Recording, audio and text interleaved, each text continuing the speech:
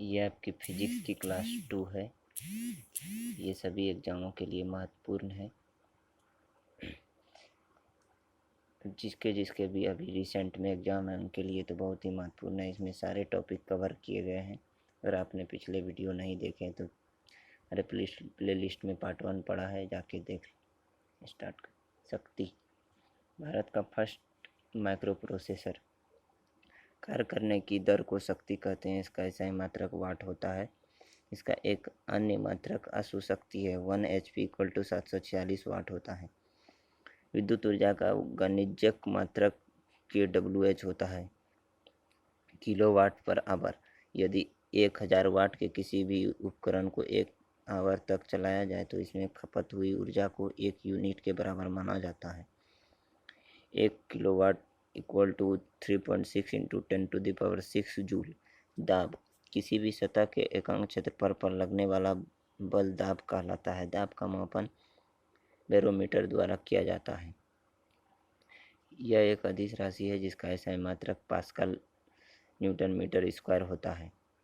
वायुमंडलीय दाब वायु में उपस्थित धूल, गैस व वाष्प के कणों द्वारा जो वस्तु पर बल लगाया जाता है उसे वायुमंडलीय दाब कहते हैं। वायुमंडलीय दाब का SI मात्रक बार होता है। 1 atm = 1013.25 millibar per MV = 760 mm of Hg। 1 bar = 10⁵ pascal. यदि बैरोमीटर का पारा अचानक गिरता है तो यह आंधी तूफान आने का पूर्वानुमान होता है। यदि बैरोमीटर का पारा धीरे धीरे नीचे की ओर आता है तो यह वर्षा का पूर्वानुमान होता है। ऊंचाई बढ़ने पर दाब घटता है, क्वथनांक पर दाब बढ़ता है। जिन वस्तुओं को गर्म करने पर आयतन बढ़ता है उनका दाब गलनांक के साथ बढ़ता है। एग्जाम्पल: घी, मोम।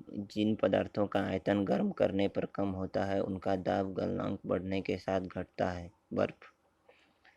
तरंग एक प्रकार का विक्षोभ डिस्टरबेंस है, माध्यम या निर्वात में संचरण करता है। तरंग एक स्थान से दूसरे स्थान तक ऊर्जा का हस्तांतरण। तरंगे 2 प्रकार की होती है: यांत्रिक तरंगे, अयांत्रिक तरंगे। यांत्रिक तरंगे वे तरंगे जिनके संचरण के लिए एक माध्यम की आवश्यकता होती है। यांत्रिक तरंगे 2 प्रकार की होती है: अनुदैर्ध्य वे तरंगे जिनमें माध्यम के कणों का कंपन रंग के संचरण की दिशा में अनुदिश होता है। ध्वनि तरंगे, भूकंप तरंगे। अनुप्रस्थ वे तरंगे जिनमें संचरण की दिशा माध्यम के कणों के कंपन की दिशा के लंबवत होती है। Water waves. अयांत्रिक तरंगे वे तरंगे जिनको संचरण के लिए माध्यम की आवश्यकता नहीं होती है, ये अनुप्रस्थ तरंगे होती है। एग्जाम्पल: EM वेव्स अयांत्रिक तरंगे होती है। Gamma. Paul Villard cancer. X-ray Roentgen आंतरिक अंगों की जांच। अल्ट्रावायलेट रीटर जल शुद्धिकरण जीवाणुओं को नष्ट। विजिबल आविष्कारक न्यूटन। 3090 एंगस्ट्रॉम 7800 एंगस्ट्रॉम देखने के लिए। इंफ्रारेड हर्शेल मोबाइल में data transmission. Micro Heinrich Hertz TV and mobile. Radio Marconi radio and mobile. Gamma rays का नाम रदरफोर्ड ने रखा। ध्वनि तरंगे ये अनुदैर्ध्य तरंगे हैं जिन्हें संचरण के लिए माध्यम की आवश्यकता होती है, अर्थात ये तरंगे निर्वात में संचरण नहीं कर सकती।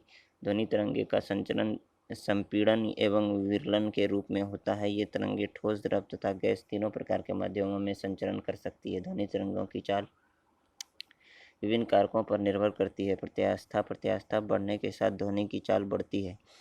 तीनों प्रकार के माध्यमों में से ठोस माध्यम की प्रत्यास्थता सबसे अधिक होती है, इसलिए ठोसों में ध्वनि की चाल अधिक होती है। ध्वनि की चाल ठोस, द्रव, गैस घनत्व, माध्यम का घनत्व ध्वनि की चाल से व्युत्क्रमानुपाती होता है। घनत्व α1 ध्वनि की चाल। तापमान माध्यम का ताप बढ़ने पर ध्वनि की चाल भी बढ़ती है। v λ√T। दाब ध्वनि की चाल दाब से अप्रभावित रहती है। आवृत्ति एकांक समय में किए गए दोलनों या कंपनों की संख्या इसे भी द्वारा दर्शाते हैं।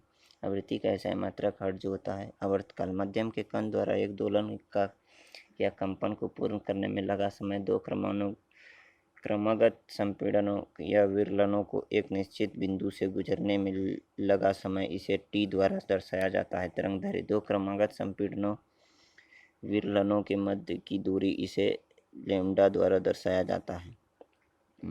मध्यम के कण का मध्य स्थिति में अधिकतम विस्थापन आयाम कहलाता है।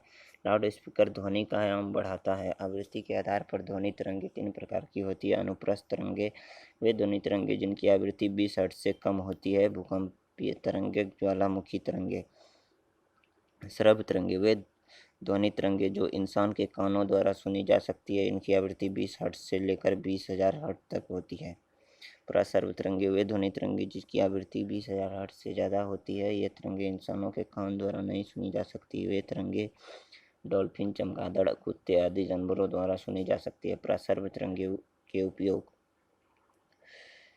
चिकित्सा के क्षेत्र में, सोनोग्राफी में, दिमाग के ट्यूमर का पता लगाने में, समुद्र की गहराई पता लगाने में, सोनार, साउंड नेविगेशन एंड रेंजिंग प्रणाली में, हवाई अड्डे पर धुंध को हटाने में। ध्वनि जब एक माध्यम से दूसरे माध्यम में प्रवेश करती है तो उसकी चाल व तरंगदैर्घ्य बदल जाती है, परंतु आवृत्ति अपरिवर्तित रहती है। ध्वनि तरंग के लक्षण, विशेषताएं। तीव्रता एकांक समय में एकांक क्षेत्रफल में गुजरने वाली ध्वनि की ऊर्जा ध्वनि की तीव्रता कहलाती है। ध्वनि की तीव्रता उसके आयाम पर निर्भर करती है। इसे मापा जा सकता है।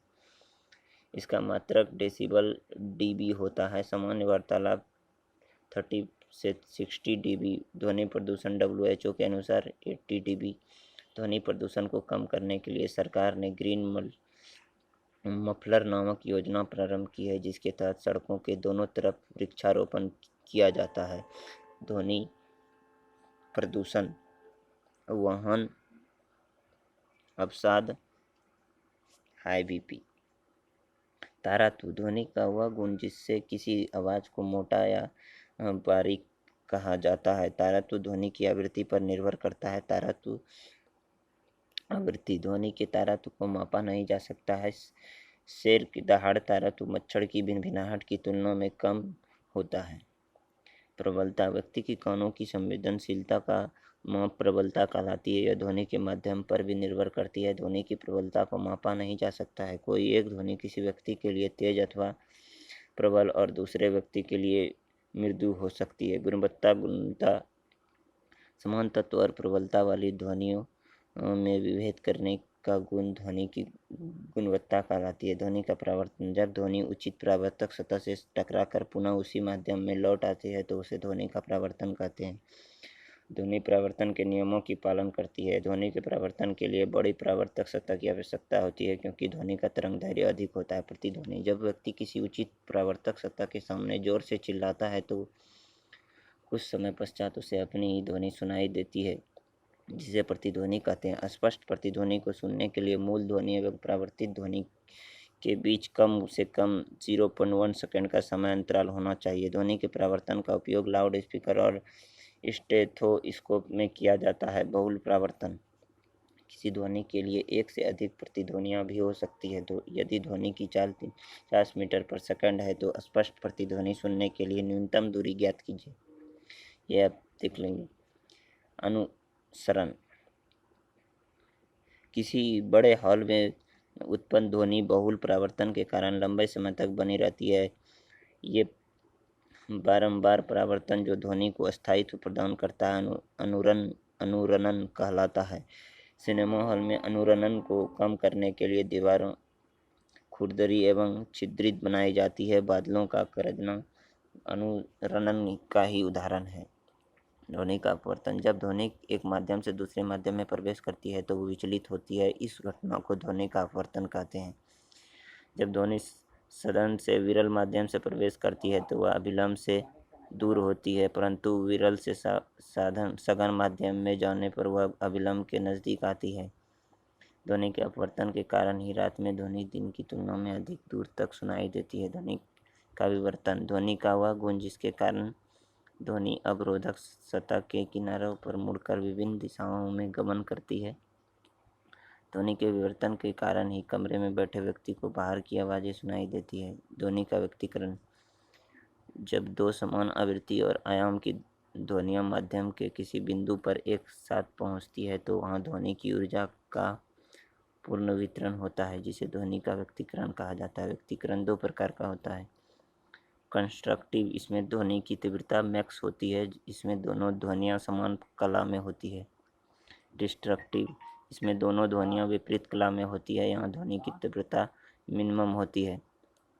अनुनाद: माध्यम का कोई कण जब स्वतंत्र रूप से दोलन कर रहा हो और उस पर समान आवृत्ति का कोई बाह्य बल आरोपित किया जाए तो उसके आयाम में वृद्धि होती है। इस घटना को अनुनाद कहते हैं। ध्वनि तरंगें स्वतंत्र कण के आयाम में वृद्धि करती है। रेडियो इसी सिद्धांत पर कार्य करता है। पुल पार करते समय सेना के जवानों को कदम से कदम मिलाकर चलने की सलाह दी जाती है। डॉपलर प्रभाव: जब ध्वनि के स्रोत और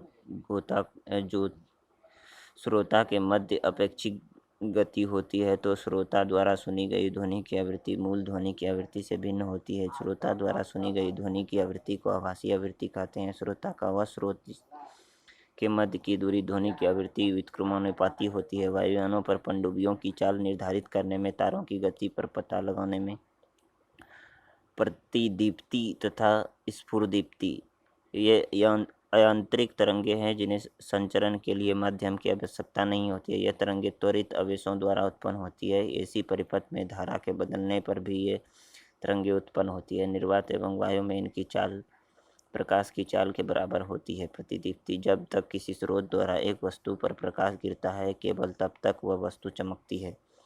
बेरियम प्लेटिनो स्पाइनगढ़ पर एक्सरे प्रतिदीप्ति उत्पन्न करती है। दिशा निर्देशों वाले को प्रतिदीप्ति पदार्थ से रंगा जाता है।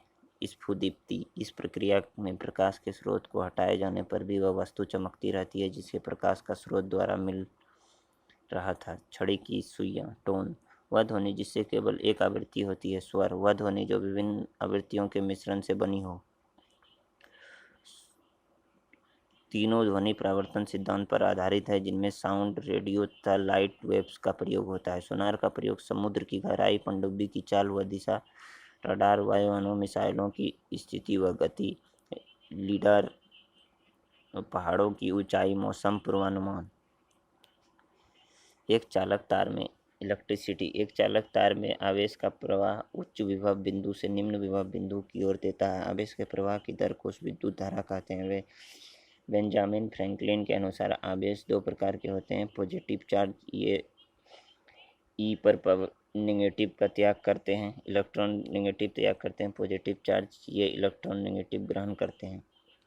आवेश का मात्रक कूलम होता है। प्रोटॉन पर आवेश इक्वल टू 1.6 इंटू 10⁻19। इलेक्ट्रॉन पर आवेश इक्वल टू 1.6 इंटू 10⁻19। इलेक्ट्रॉन व प्रोटॉन के इस आवेश के बारे में अमेरिकी भौतिक शास्त्री मिलिकन ने खोज की थी और इसके लिए उन्हें 1927 में भौतिकी का नोबेल पुरस्कार प्रदान किया गया था। विद्युत धारा की दिशा पॉजिटिव टू नेगेटिव होती है, अर्थात इलेक्ट्रॉन की विपरीत दिशा में प्रवाहित होता है। किसी विद्युत परिपथ में एक बिंदु से कई इकाई समय में जितना आवेश प्रवाहित होता है उसे विद्युत धारा कहते हैं। यदि किसी समय t में किसी बिंदु q आवेश प्रवाहित हो तो विद्युत धारा I इक्वल टू Q/T। विद्युत धारा को I से दर्शाया जाता है। विद्युत धारा का मात्रक एम्पियर होता है। आवेश की मात्रा उस बिंदु से प्रवाहित होने इलेक्ट्रॉन की संख्या पर निर्भर करती है। आवेशों के प्रकार के आधार पर पदार्थों को तीन श्रेणियों में विभाजित किया गया। चालक: वे पदार्थ जिनमें आवेश का प्रवाह सरलता से हो जाता है। इन पदार्थों में गुप्त इलेक्ट्रॉन पाए जाते हैं। धातु, मानव शरीर, अम्लीय अम्ल। अचालक: वे पदार्थ जिनमें आवेशों का प्रवाह नहीं होता है, इसमें मुक्त इलेक्ट्रॉन नहीं पाए जाते हैं। कागज, कपड़ा, प्लास्टिक, लकड़ी। अर्धचालक: वे पदार्थ जिनमें चालक व अर्धचालक अचालक दोनों के गुण पाए जाते हैं। अर्धचालक दो प्रकार के होते हैं। निजी अर्धचालक जिनमें अपद्रव्य नहीं मिलाया गया हो। बाह्य अर्धचालक जिनमें अपद्रव्य मिलाया गया हो। अर्धचालकों में अशुद्धि मिलाने की प्रक्रिया को डोपिंग कहते हैं। अशुद्धि बढ़ने के साथ अर्धचालकों की चालकता भी बढ़ती है। तापमान के साथ इनकी चालकता भी बढ़ती है। Example silicon, selenium. विद्युत धारा एमीटर के द्वारा विद्युत धारा का मापन किया जाता है, इसे श्रेणी क्रम में लगाया जाता है। विद्युत धारा दो प्रकार की होती है, एसी डीसी। एसी वह जिसकी आपूर्ति घरों में की जाती है, बैटरी सेल और जनरेटर से प्राप्त धारा डीसी है। एसी को डीसी में रेक्टिफायर के द्वारा बदला जाता है, डीसी को एसी में इन्वर्टर के द्वारा बदला जाता है। विभव विभवांतर अनंत से विद्युत परिपथ में किसी एक बिंदु तक एकांक धनावेश को लाने में किया गया कार्य विभव कहलाता है। अनंत से विद्युत परिपथ के किसी बिंदु तक धनावेश को लाने में किए गए कार्य और उसके मान का अनुपात विभव V=W/Q विद्युत विभव परिपथ में विद्युत धारा की दिशा बताता है। विद्युत विभव का मात्रक वोल्ट होता है। विद्युत विभव एक अदिश राशि है जिसका मापन वोल्ट मीटर के द्वारा किया जाता है। विभवांतर किसी विद्युत परिपथ के एक बिंदु से दूसरे बिंदु तक एकांक धनावेश को ले जाने में किया गया कार्य। विभवांतर एक अदिश राशि है जिसका SI मात्रक वोल्ट है। विभव एवं विभवांतर का मापन वोल्ट मीटर द्वारा किया जाता है जो समांतर क्रम में लगाया जाता है। गैल्वेनोमीटर का प्रयोग किसी परिपथ में विद्युत धारा को प्रवाह के जानने के लिए किया जाता है। वह उपकरण जो रासायनिक ऊर्जा में विद्युत ऊर्जा में परिवर्तित करता है। विद्युत सेल के दो प्रकार होते हैं, प्राथमिक सेल, विद्युतीयक सेल। वह सेल जिन्हें केवल एक बार प्रयोग में लिया जा सकता है अर्थात उन्हें रिचार्ज नहीं किया जा सकता। डेनियल लेक्लॉन से प्रयोग, टेलीफोन, इलेक्ट्रिक बेल्स। वे सेल जिन्हें एक से अधिक बार प्रयोग में लिया जा सकता है उन्हें रिचार्ज किया जा सकता है। कूलॉम का नियम। इस नियम के अनुसार असमान आवेश एक दूसरे को आकर्षित करते हैं, समान आवेश एक दूसरे को प्रतिकर्षित करते हैं। आवेशों के मध्य लगने वाला बल आवेशों के समान एवं उनके मध्य की दूरी पर निर्भर करता है। आवेश के प्रभाव में उत्पन्न बाधा को प्रतिरोध कहते हैं। प्रतिरोध चालकता के व्युत्क्रमानुपाती होता है अर्थात चालकता बढ़ने पर प्रतिरोध कम होता है तथा प्रतिरोध बढ़ने पर चालकता कम होती है। प्रतिरोध चालक तार की एवं अनुप्रस्थ काट के क्षेत्रफल पर निर्भर करता है। चालक तार की लंबाई प्रतिरोध के समानुपाती होती है तथा अनुप्रस्थ काट के क्षेत्रफल प्रतिरोध के व्युत्क्रमानुपाती होती है।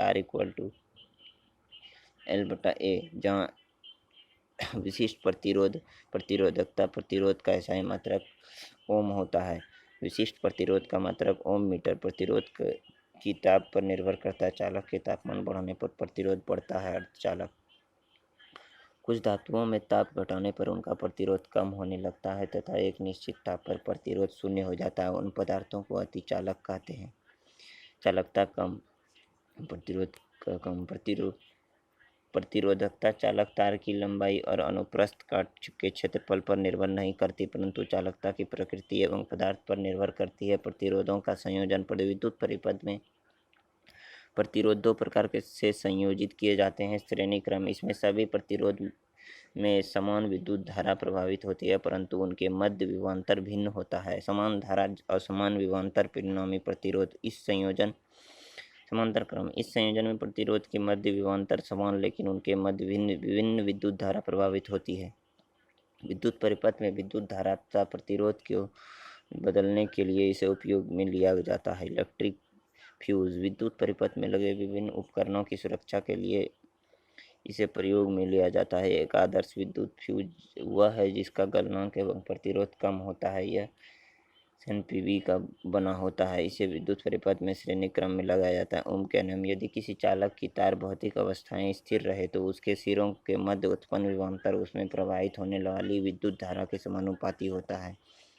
यदि चालक तार का विभवांतर भी तथा प्रवाहित धारा आई है तो विद्युत धारा का तापीय प्रभाव। विद्युत परिपथ में बैटरी की रासायनिक ऊर्जा विद्युत ऊर्जा में परिवर्तित होती है। विद्युत ऊर्जा चालक के मुक्त इलेक्ट्रॉन की गतिज ऊर्जा में वृद्धि लाती है। यह गतिज ऊर्जा अर्धचालक ऊर्जा चालक में उसमें प्रभाव उत्पन्न करती है। यदि किसी विद्युत परिपथ में बैटरी के साथ एक विशुद्ध प्रतिरोध को जोड़ा जाए तो बैटरी की पूर्ण ऊर्जा क्षय ऊष्मा के रूप में होता है। जूल के तापन के नियम। यदि किसी विद्युत परिपथ में समय में आवेश प्रभावित होता है तो इसमें किए गए कार्य मान W=QV। विद्युत शक्ति। विद्युत परिपथ में धारा प्रभावित करने पर 1 सेकंड में किया गया कार्य विद्युत शक्ति कहलाता है। इसे P द्वारा दर्शाया जाता है। यदि किसी विद्युत परिपथ में धारा का मान 2 गुना कर दिया जाए तो उसका विद्युत शक्ति पर क्या प्रभाव पड़ा। प्रतिरोध में कोई बदलाव नहीं किया गया। विद्युत शक्ति अप्रभावित रहेगी, इनमें से कोई नहीं। विद्युत धारा का चुंबकीय प्रभाव। जब किसी चालक पदार्थ में विद्युत धारा प्रभावित की जाती है तो उसके चारों ओर एक चुंबकीय क्षेत्र उत्पन्न होता है। इसके बारे में सर्वप्रथम ओरस्टेड ने वर्ष 1820 में बताया था। चुंबकीय क्षेत्र एक सदिश राशि है जिसका ऐसे मात्रक टेस्ला है। गॉस इसका अन्य मात्रक 1 टेस्ला = 10⁴ गॉस है। चुंबकीय क्षेत्र की दिशा सदैव न्यूटन सेकंड होती है। चुंबकीय फ्लक्स। किसी चुंबकीय क्षेत्र में रखे गए पृष्ठ से गुजरने वाली चुंबकीय बल रेखाओं की संख्या को उस पृष्ठ का चुंबकीय फ्लक्स कहते हैं। उसका आशय मात्रक वेबर होता है। विद्युत चुंबकीय प्रेरण। जब एक कुंडली और चुंबक के बीच सापेक्ष गति होती है तो एक विद्युत क्षेत्र उत्पन्न होता है। दो यंत्र इस सिद्धांत कार्य करते हैं। Transformer. Step and step down विद्युत जनित्र। AC and DC। Radio activity.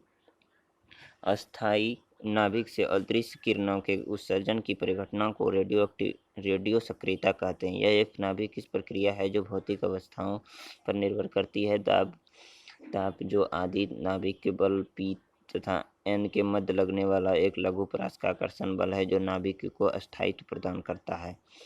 बंधन ऊर्जा। जब N व P मिलकर नाभिक का निर्माण करते हैं तो एक ऊर्जा का उत्सर्जन होता है जिसे बंधन ऊर्जा कहते हैं। बंधन ऊर्जा जितनी अधिक होती है नाभिक उतना ही अस्थायी होता है। 1902 में रदरफोर्ड ने 3 प्रकार की अदृश्य किरणें के बारे में बताया। Alpha, beta, gamma. Alpha positive, beta negative, gamma unchanged. गतिज ऊर्जा।